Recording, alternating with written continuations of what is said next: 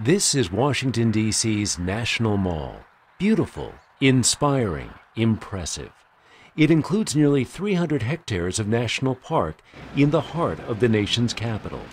The area is packed with monuments, some of the best museums in the country, and enormous green spaces and pools.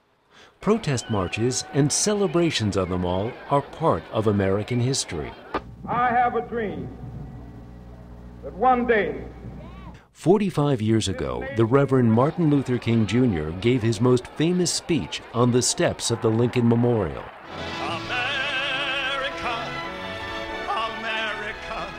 Celebrations for the 4th of July, Independence Day, also take place on the mall. The fireworks are among the best in the country. The celebrations include performances by famous bands and a parade. These and the annual Folk Festival attract hundreds of thousands of visitors every year. But budget restrictions have cut into maintenance, and years of massive wear and tear have taken their toll. Recently, Congresswoman Eleanor Holmes Norton expressed concern during a hearing at the U.S. House of Representatives. This is our most treasured and best-known site, perhaps. But no site is more neglected, no site is more undervalued.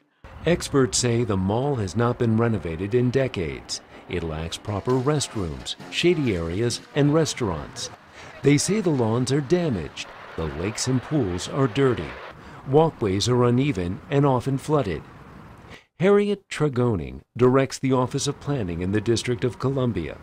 Recently, FEMA highlighted concerns that they and the U.S. Army Corps of Engineers had about an increased risk of flooding on the mall because of deficiencies in the existing Potomac Park levee.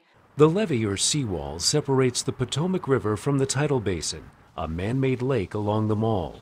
The basin is the site of the Jefferson Memorial. It honors the country's third president, Thomas Jefferson. In springtime, millions of tourists from around the world gather here to view the Japanese cherry trees. The cherry blossoms turn the entire area white and pink. But the basin needs repairs worth up to $150 million. Carolyn Cunningham is president of the Trust for the National Mall, a nonprofit group that supports restoration and maintenance. The Jefferson Memorial in particular has the problem of the seawall being breached twice a day by the tides. That water inundates the seawall and it has to be replaced. That's a significant project.